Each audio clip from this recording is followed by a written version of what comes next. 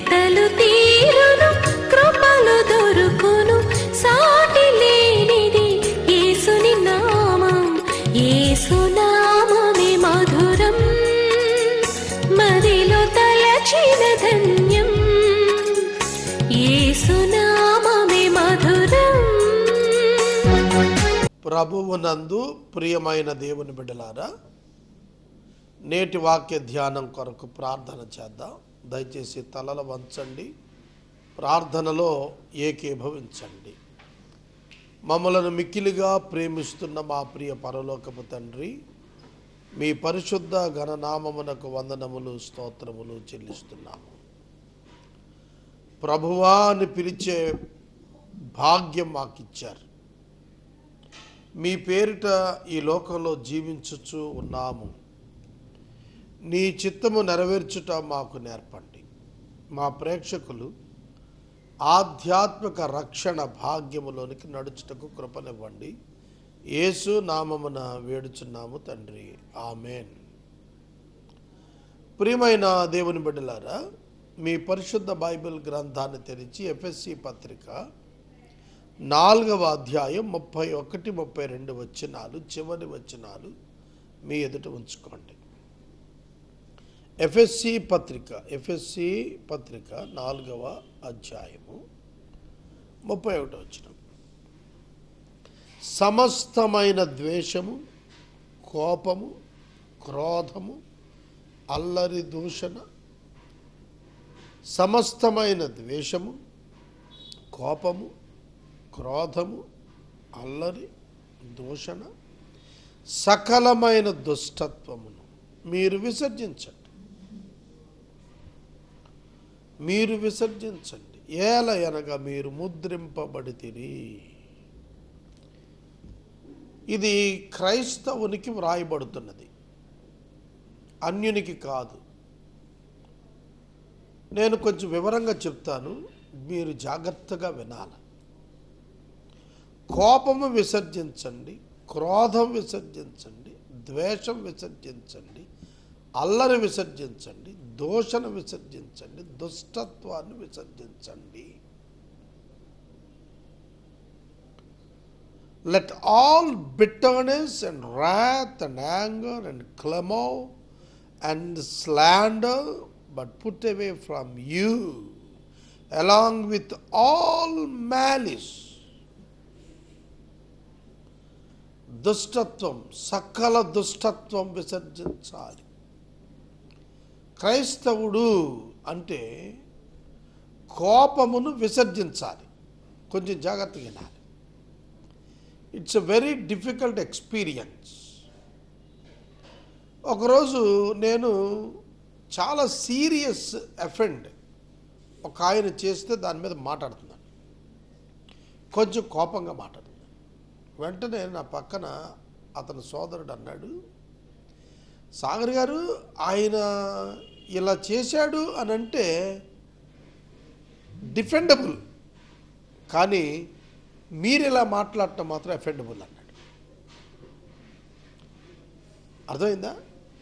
వాడు అలా చేయటం తప్పు కాదు కానండి, ఎందుకంటే వాడు తప్పుడోడే. కానీ మీరు ఇలా మాట్లాడటం ఉందే, మీరు ఇలా మాట్లాడకూడదు అన్నాడు. నాకు చాలా కోపం వచ్చింది. నేను అన్నాను, అరే ఇలా మాట్లాడకపోతే ఎలా మాట్లాడాలన్నాను. ఎలా మాట్లాడాలంటే, what we are expecting from you is different. మీ నుంచి మేము ఆశించింది వేరండి. మీరు సేవకులు, మీరు దైవజనులు, మీరు ఇలా మాట్లాడటం నాకు నచ్చలేదు అన్నాడు. నేను ఎక్స్పెక్ట్ చేయను ఇట్లాంటిది మీ నుంచి అన్నాడు. కానీ ఆ వ్యక్తి అలా చేస్తే అది ఎక్స్పెక్టెడ్ వన్నే అన్నాడు. ఏమైనా మీకు అర్థమైందా? ఒక అవిశ్వాసి కోప ప్రదర్శన చేస్తే కోపగించుకున్నాడు, ఎందుకంటే అవిశ్వాసి కాబట్టి అది సరిపెట్టుకోవచ్చు. కానీ నిజ విశ్వాసి అలా చేస్తే సరిపెట్టుకోవటానికి వీలేదు, ఎందుకంటే his standards are entirely different. అర్థమవుతుందా మీకు? ప్రమాణాలు వేరు, క్రైస్తవుడి ప్రమాణం వేరు.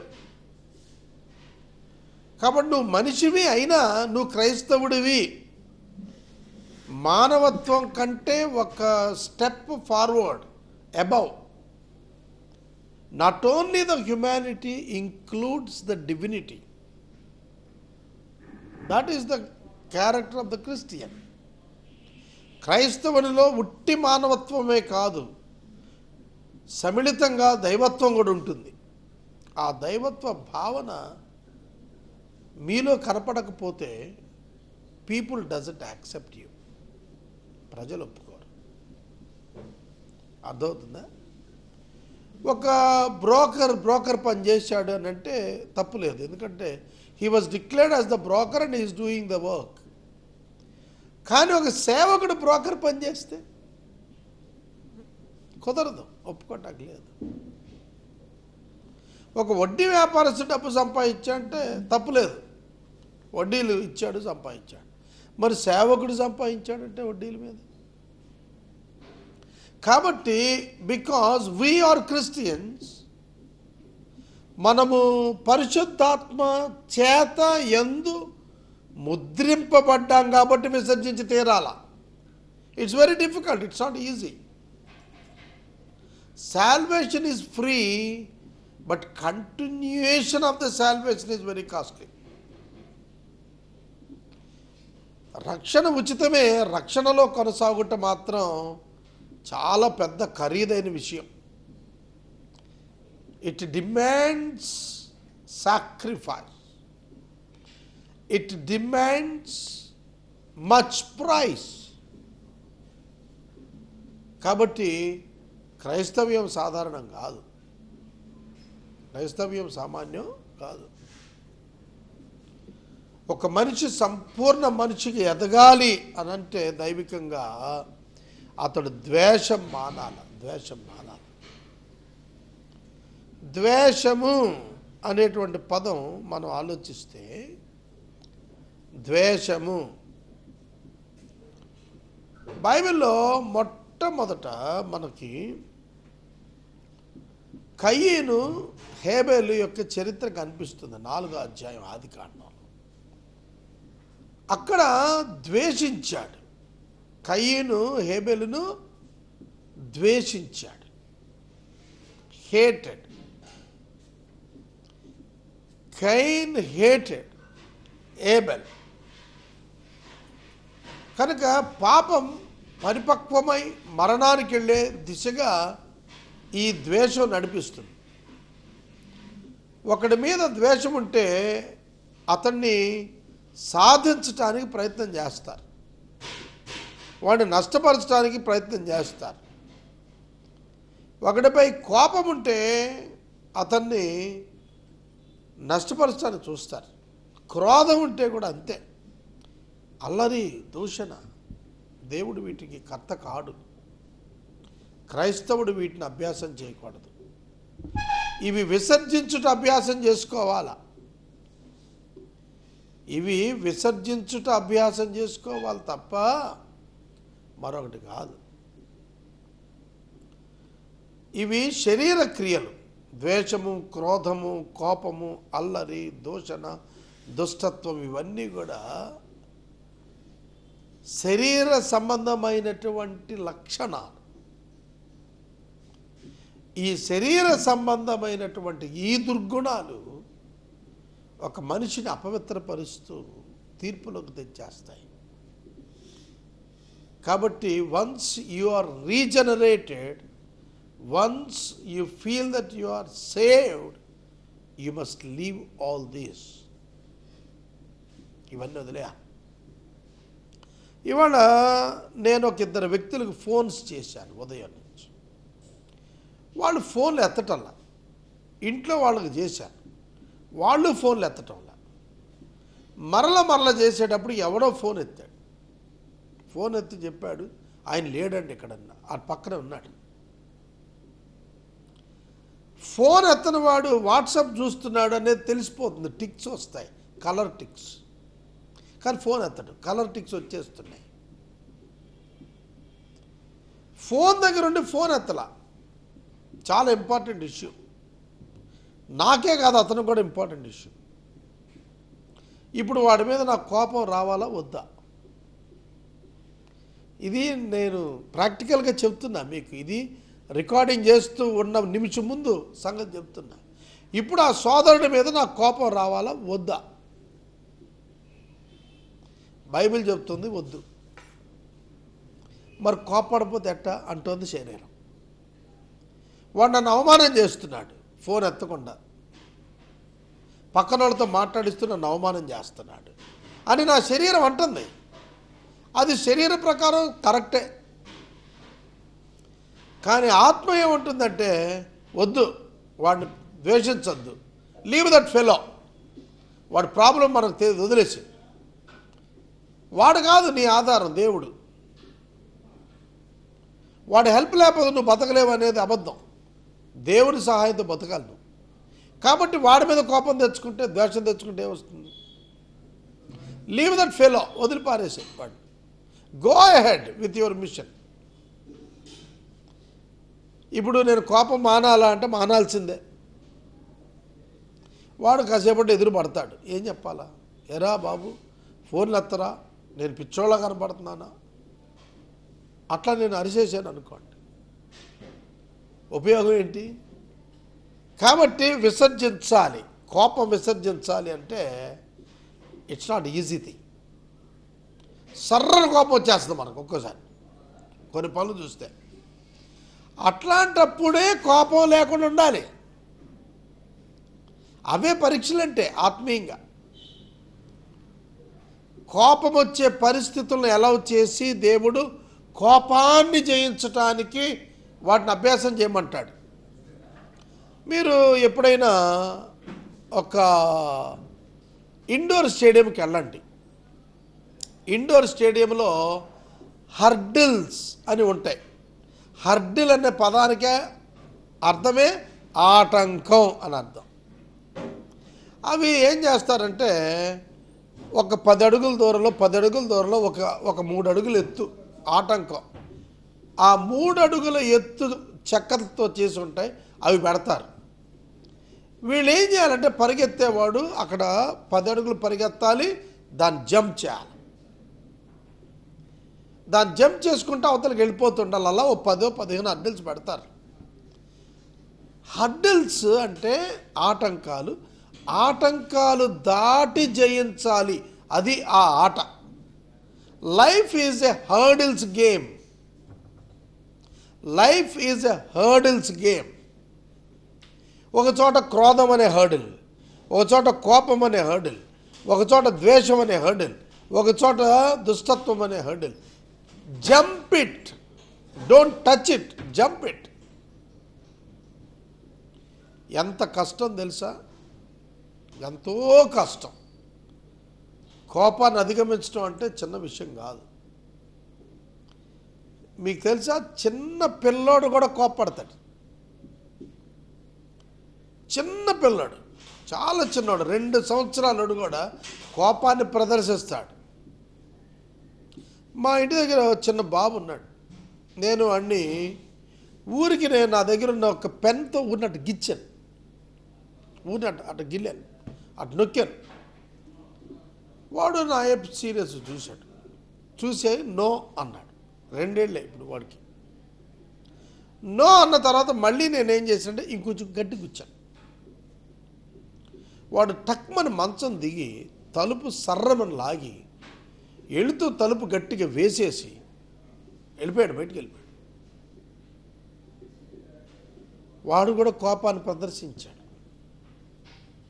నో అన్నాడు కోపంగా. అక్కడితో నేను ఆగలేదని నన్ను వదిలిపెట్టి వెళ్ళిపోయాడు.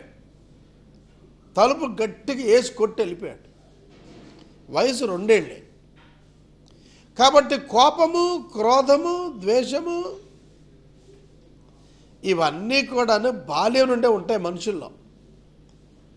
అవి మనలో పుట్టుకతోనే వచ్చిన గుణాలు. వీటిని మనం విసర్జించాలి. విసర్జించుట అంటే అవి మనల్ని వదిలిపోవటంలా మనము వాటిని విడుచుకుంటూ వెళ్ళాలి. నేను రక్షణ పొందాను కాబట్టి కోపం నన్ను వదిలి వెళ్ళిపోద్ది అనుకుంటున్నారేమో. నేను రక్షణ పొందాను కాబట్టి క్రోధం వదిలి వెళ్ళిపోతుంది అనుకుంటారేమో. నేను రక్షణ పొందాను కనుక దుష్టత్వం వదిలి వెళ్ళిపోతుందని నన్ను అనుకుంటున్నారేమో. కాదు, మీరు వాటికి దూరంగా వెళ్ళాలి. అవి మీలోనే ఉంటాయి, మీ శరీరంలో అవి పనిచేస్తూనే ఉంటాయి. వాటిని పైకి లేకుండా అణిచేయాలి, అణచాలి. గర్వం అణిచేయాలి, అసూయ అణిచేయాలి, విసర్జించాలి. No, I can't do this. నేనేం మాట్లాడను, నేనేం చేయలేను, విసర్జించి పారేయాలి. అర్థమవుతుందండి వాక్యం? కనుక మీరు విసర్జించండి అన్నాడు. మీరు విసర్జించాలి, మరొకళ్ళ ప్రయత్నం కాదు ఇది. మీలో ఉన్నటువంటి ప్రతి విధమైన శరీర కార్యాలు మీరే విసర్జించాలి, మీరే తృణీకరించాలంటే మిమ్మును మీరు సిలువ వేసుకోవాలి. ఆత్మీయమైన మాట చెప్పాల్సి వస్తే, మిమ్ముని మీరే సిలువ వేసుకోండి. మీరు సిలువెత్తుకొని ఆయన వెంబడించడం అంటే అదే. మనం సిలువెత్తుకొని ఆయన వెంబడించాలి. అర్థమైందా బాబు? Very difficult. ఈ నేపథ్యంలో డిగ్రీస్ ఆఫ్ హర్డల్స్ పెరుగుతాయి. ఏదో దాటేసాం, చిన్న చిన్న కోపాలు అన్నీ దాటేసాం అనుకుంటే డీప్ హర్ట్, హృదయంలో లోతైన గాయం కలిగించే సిచ్యుయేషన్ రప్పించి కోపాన్ని విసర్జించమంటాడు దేవుడు. యేసుక్రీస్తు ప్రభు శిలువ మీద అంతగా గాయపరచబడి కోపము, క్రోధము, ద్వేషము విడిచి క్షమించమని ప్రార్థించాడు. క్షమించమన్నాడు దేవుణ్ణి. అది సాధ్యమా మనకి? సాధ్యమే అని ప్రభు చెబుతున్నాడు. ఆత్మతో ముద్రించబడ్డారు మీరు. The holy spirit God will help you to overcome all these things of the flesh. శరీర సంబంధమైన ఇచ్చలు, క్రియలను నశింప చేయటానికి పరిశుద్ధాత్మ దేవుడు మీతో కూడా ఉన్నాడు. మరో విషయం చెప్పాలి, నేను పరిశుద్ధాత్మ దేవుడు మనలో ఉన్నాడు కాబట్టి అన్నీ ఆయనే తీసేస్తాడని ఒక భ్రమ. ఆయన ఎందుకు తీస్తాడు? ఆయన తీడు, ఆయన చెప్తాడు. The holy spirit God is like a scanner. ఏముందో చెబుతాడు, దాన్ని నువ్వు రిమూవ్ చేయాలి. స్కానింగ్లో తెలిసిపోతుంది. మనం ఎయిర్పోర్ట్కి వెళ్తే స్కానర్స్ ఉంటాయి, పెద్ద పెద్ద స్కానర్స్. మన బ్యాగేజ్, లగేజ్, మనల్ని అన్నీ కూడా స్కాన్ చేసేస్తారు. ఆ స్కానింగ్లో నేను జోర్డాన్ ఎంట్రన్స్లో ఒక స్కానింగ్కి లోనయ్యాను. మేము ఆశ్చర్యపడింది ఏంటంటే the whole bus was scanned at a time. నేను వాళ్ళు అడిగాను, ఏమండి ఎందుకు మిగతా బాక్సులన్నీ ఓపెన్ చేయలేదు అని అంటే ఆ డ్రైవర్ చెప్పాడు, the whole bus was scanned. Bus అంతా ఏకకాలంలోనే స్కాన్ చేసేసారట. ఎంత పవర్ఫుల్ స్కానర్స్ ఉన్నాయో అందులో. ఆ స్కానింగ్ ఉంది చూశారు, ఆ స్కానింగ్లో ఎక్కడెక్కడ ఏమేమి ఉన్నాయో వచ్చేస్తాయి. నేను ఎయిర్పోర్ట్లో నాతో వస్తున్న ఒక ప్రయాణికుడు అమృతాంజనంలో జెండు బామ్ తీసుకొచ్చాడు. జెండు బామ్ మూత నల్లగా ఉంటుంది. ఆ స్కానింగ్లో అదేంటో వాడికి అర్థం కాక దాన్ని ఓపెన్ చేయమన్నాడు. అది వాడు చెప్పాడు ఏమేమి ఉన్నాయి. ఇట్స్ మై మెడికల్ కిట్, అందులో ఉన్నది ఒక బ్లాక్ది ఏదో ఉందో తీసి చూపించమంటాడు. తీశాడు నా ముందు ఆయన తీస్తే అది తీసుకెళ్ళి పక్కన డస్ట్బిన్లో మారేశాడు. అది కొత్తది జెండు బాము, తలనొప్పికి రాసుకునేది, పెయిన్ కిల్లర్. అది క్రొత్తది మనకు తెలుసు, కానీ దట్ ఫెలో థ్రోన్ దట్. ఆడ దేశంలో అలౌ చేయను అన్నాడు. అర్థమవుతుందా? కాబట్టి మనలో ఏముందో చూపిస్తాడు పరిశుద్ధాత్ముడు.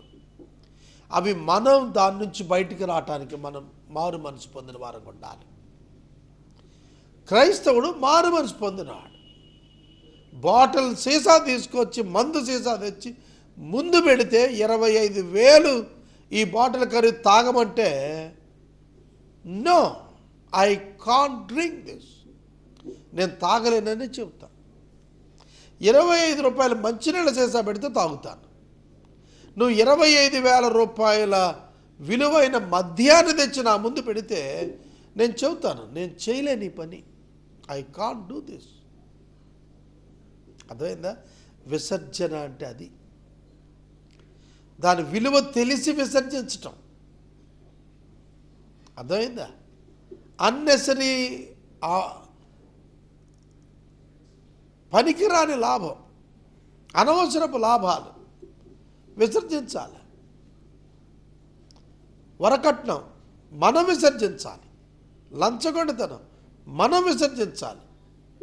అర్థమవుతుందా? కనుక మనము అంతరంగంలో మారిపోతే విసర్జిస్తాం, అది విసర్జించాం. మనం స్నానం చేస్తాం, ప్రతిరోజు 2 సార్లు స్నానం చేస్తాం. స్నానం చేసిన తర్వాత మరలా విప్పిన చొక్కా ఎవడని వేసుకుంటాడా? విప్పిన చొక్కా వేసుకుంటే వాడిని ఏమనాలా? ప్రతివాడు మలిన వస్త్రం విసర్జిస్తాడు, వద్దనుకుంటాడు. ప్రతి క్రైస్తవుడు శరీరాన్ని వద్దనుకోవాలి. పెంచి పోషించుకుంటాం, అది ధర్మం, మానవ ధర్మం. కానీ దైవ ధర్మంలో శరీరం కంటే ఆత్మకు ఎక్కువ ప్రాధాన్యత ఇవ్వాలి.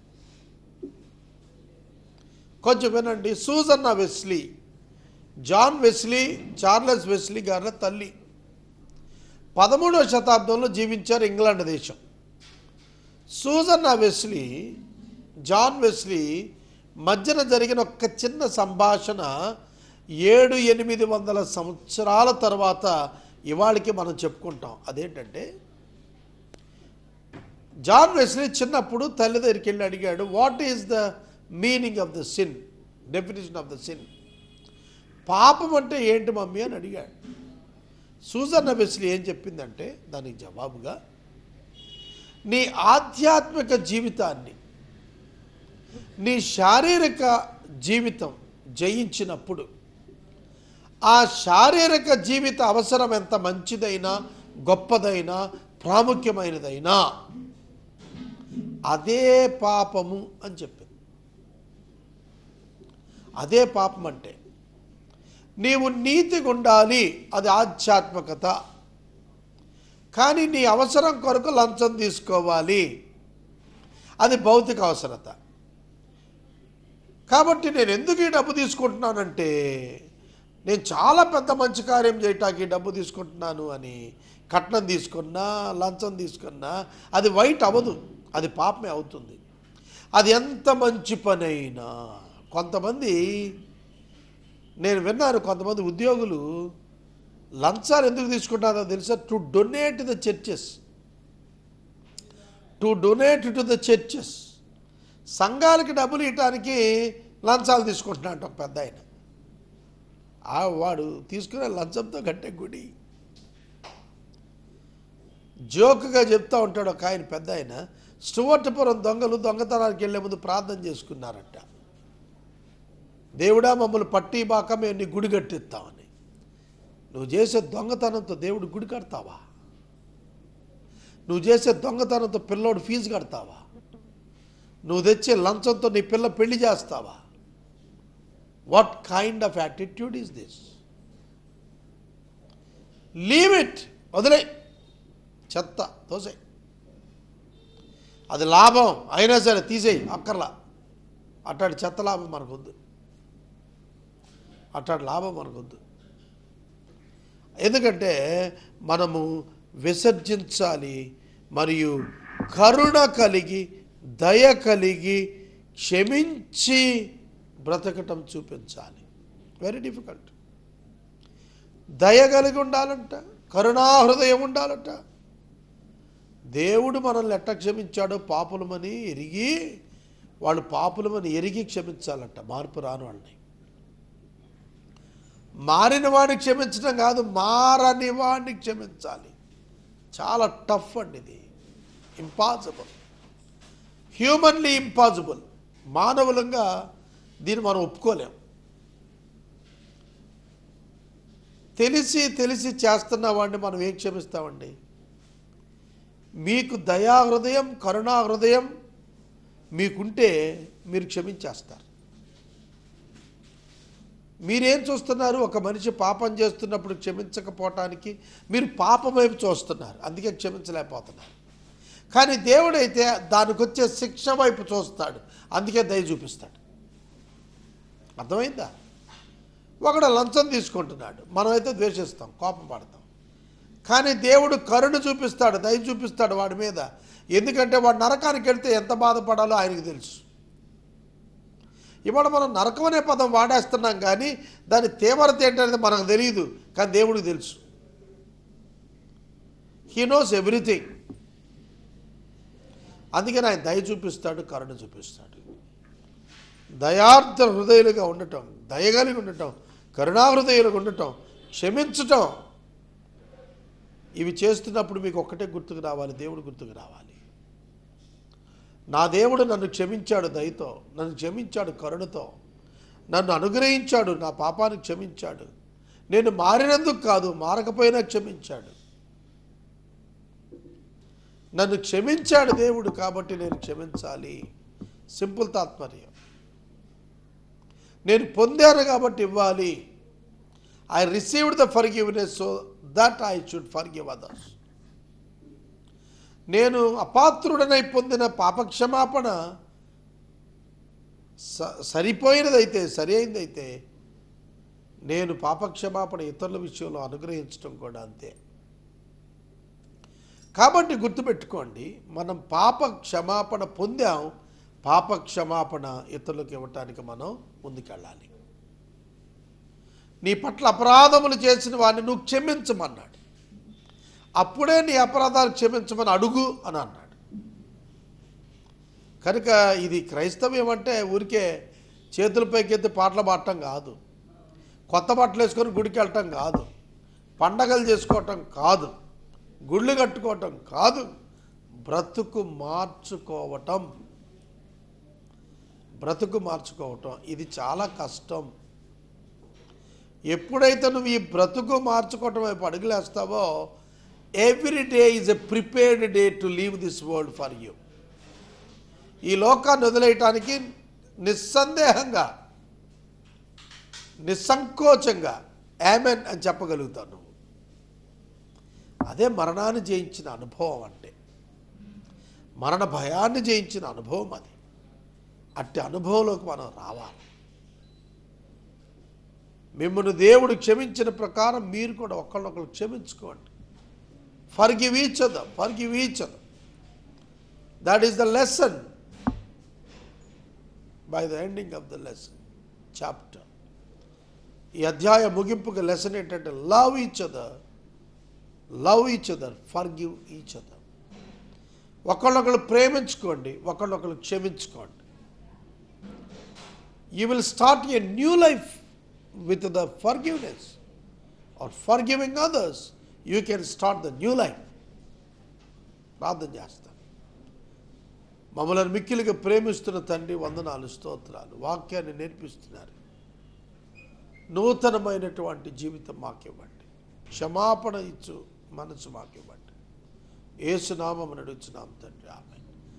తండ్రి అయిన దేవుని ప్రేమ, కుమారుడైన యేసయ్య కృప, పరిశుద్ధాత్మ దేవుని అన్యోన్య సహవాసం సదాకాలం మనకు తోడైనను గాక. ఆమేన్.